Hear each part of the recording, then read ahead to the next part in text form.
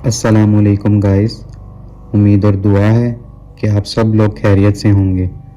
मैं हूं मोहम्मद उमर और ये है आपका अपना चैनल रियल हॉन्टेड कहानियाँ, जहां मैं आप सबकी बताई हुई सच्ची और खौफनाक कहानियों को नरेट करता हूं। अगर आप लोग भी अपने सच्चे वाक़यात और कहानियाँ हमारे साथ शेयर करना चाहते हैं तो डिस्क्रिप्शन में दी गई ईमेल और व्हाट्सएप नंबर पर शेयर कर सकते हैं और मैं आपकी कहानी और वाक़यात अपने सब दोस्तों के साथ शेयर करूंगा। आज की कहानी का आगाज़ करते हैं। आज की कहानी मेरे चाचू के साथ पेश आने वाला सच्चा और खौफनाक वाक़या है। मेरी चाचू की फैमिली दुबई में रहते हैं। ये तब की बात है जब मेरे चाचू की बेटी 2 या 2.5 साल की थी। तो मेरे चाचू अपनी बेटी के लिए एक प्रैम लेकर आए जिस पर एक खिलौना लगा हुआ था, जिसका बटन प्रेस करते ही म्यूजिक चल जाता था ताकि बच्चा उसके साथ खेलता रहे और रोए नहीं। मेरी चाची अपनी बेटी को प्रैम में लिटाकर घर का काम सुकून से कर लिया करती थी।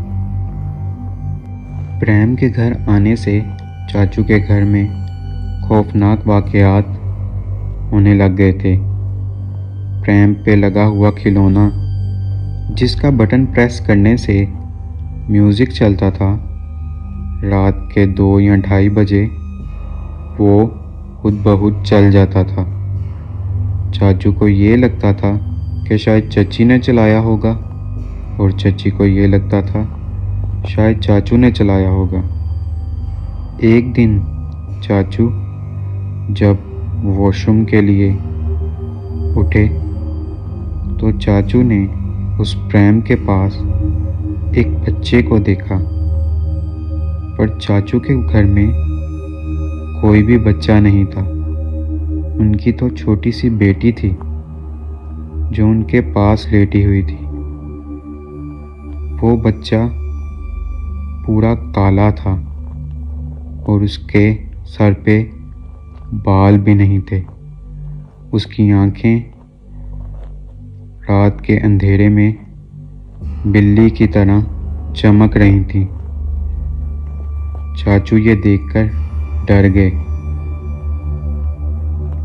जब उन्होंने लाइट ऑन की और पास जाके देखना चाहा तो वो जो भी चीज़ थी अब वहाँ पर नहीं थी।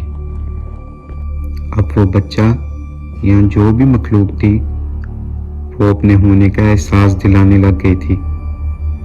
चाचू को अपने घर से किसी बच्चे के रोने और हंसने की आवाज़ें आती थीं। चाचू और चची को डराती थी। जब भी वो रात को सो रहे होते थे तो कोई उनके पाँव को टच करता था। उनका ब्लैंकेट अपने आप हट जाता था और उन दोनों को बाकायदा थप्पड़ पड़ते थे। जब ये वाक़यात बहुत ज़्यादा बढ़ गए तो चाचू ने बहुत ज़्यादा कुरान की तिलावत करवाई। कुछ दिन तो सुकून से गुजर जाते थे, पर फिर से वो मखलूक तंग करती थी तो मजबूरन उनको अपना घर ही छोड़ना पड़ा। ऐसे ही दोस्तों, मेरे एक अंकल हैं जो लाहौर में रहते हैं। जब उन्होंने नया घर लिया तो उनको अपने घर में बहुत से बच्चों की रोने और हंसने की आवाज़ें आती थीं।